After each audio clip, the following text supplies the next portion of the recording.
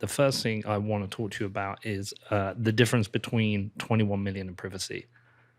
And What do you mean? I think they serve two very different purposes. I think they can be approached in terms of education differently. And the reason I do that is I think there is a wider macro benefit to the 21 million that can benefit individuals. So when you say 21 million, you mean fixed audible supply? That fixed anyone audible can supply. verify how many Bitcoin there are, how many Bitcoin there ever will be. Yes. I think that's very important on a large macro scale, but also to an individual. Once we get out of these volatile times and it gets liquidity's high and the price stabilizes, I think there's a benefit on a macro level to nations becoming more financially responsible, but also for individuals to be more secure in what they're holding. I think that's one thing, and I think privacy is a separate issue that affects some people differently. And I think we have a wide range of people who you would argue, and rightly so, should care about their privacy, but I don't think they do, and I therefore think you can attack those in terms of education separately. I want you to tell me why I'm wrong. Yeah, I mean, I don't think you can really separate the two. Okay. Good money should be able to be spent at will and saved at will. It needs to do both. So there's a big disconnect in the Bitcoin community because you have a lot of people that are pure, I guess, fixed supply over all else or store of value. There's people that say, Bitcoin is the ultimate asset for savings. And then there's people that say that Bitcoin is digital cash.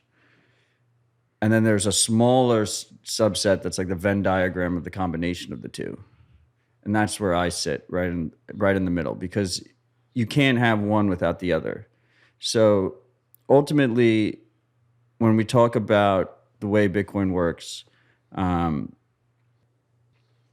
people don't understand why that token exists. Why does the token Bitcoin exist? And the token Bitcoin exists is because the whole point of Bitcoin is to have money that is separate of trusted third parties. And if you have money that's separate from trusted third parties, you need a native bearer token. Because if you don't have a native bearer token, in this case Bitcoin or sats, you're relying on some kind of issuer you're trusting that issuer to provide it. So like a good example would be, DeFi projects on Ethereum that are using USDC, right? They're not using a native bearer token. So as a result, they're trusting Circle and the rest of the USDC consortium like BlackRock and shit to maintain that piece of value. So no matter what, they can never get rid of that trusted third party. So you need the native bearer token. That token needs to have, and that token is used to pay miners who are securing the network, right? Without a trusted third party. So miners can just join the network, permissionless, and receive tokens for the work they provide. That token needs to have some sort of value, because if it doesn't have value, then we're not actually sending money around the world, right? Yeah. The token needs to have value. Ideally, the token increases in value over time, right? Some might say that in a perfect world, it would be absolutely stable. But I think the key value prop is that over time, it shouldn't decrease in purchasing power. You shouldn't, If you hold this thing over 10 years, 20 years, it should go up in value. We come back to censorship resistance. We come back to being able to spend or save without a trusted third party, without permission.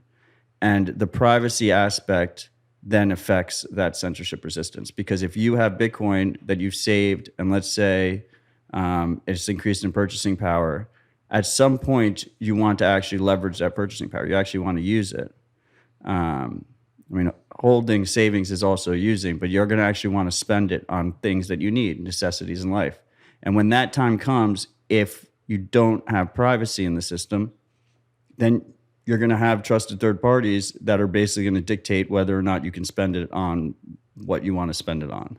And are they going to do that? Potentially. Are they going to do that within the protocol? No, they don't do it within the protocol. They don't have a button they can press to seize your Bitcoin, or a button they can press to block your Bitcoin and stop you from spending it.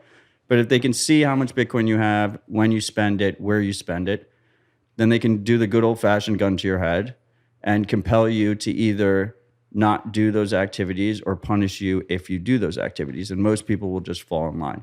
In that situation, all of a sudden, the value prop of holding Bitcoin gets hurt, in my opinion. And then all of a sudden, that store of value property starts to fall apart, because if investors or holders or whatever you want to call them, people that are saving money in Bitcoin, think they might not be able to spend it in 10 years or 20 years or whenever they need to spend it, then why are they holding it in the first place? Why does it actually have any value? So to me, the whole thing is interconnected.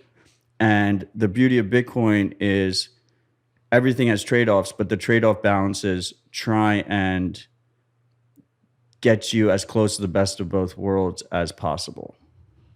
So I agree with you. For an ideal best form of money, what I was really coming up with this is that the scenario you're talking about it's kind of a worst case scenario. It's kind of already happening. We have, 99% of new users are coming in fully regulated exchanges. All their addresses are known. Mm-hmm. They're not using any privacy tools after the fact. But what I'm saying is that worst case scenario where there are guns held to your head, said you have to spend this or spend it here. Give it. That's like a worst case dystopian nightmare future. Right now, look. So I'll use two political hot button issues in America. Yeah.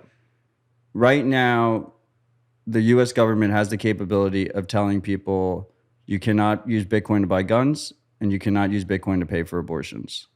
And will some people still use it for those things? Yes. But the overwhelming majority of people, if they tried to use it for those two things, it would be obvious, and then they would get punished after the fact. They would end up in court, maybe jail time, maybe fines, however you want to do it. They could do that right now to 99% of the new users who come in, because they're just not aware of the privacy trade-offs. And the privacy tools they're just, a lot of people aren't using them. The overwhelming majority of people aren't using them. The tools are there. They're better than ever. The education is there. It's better than ever.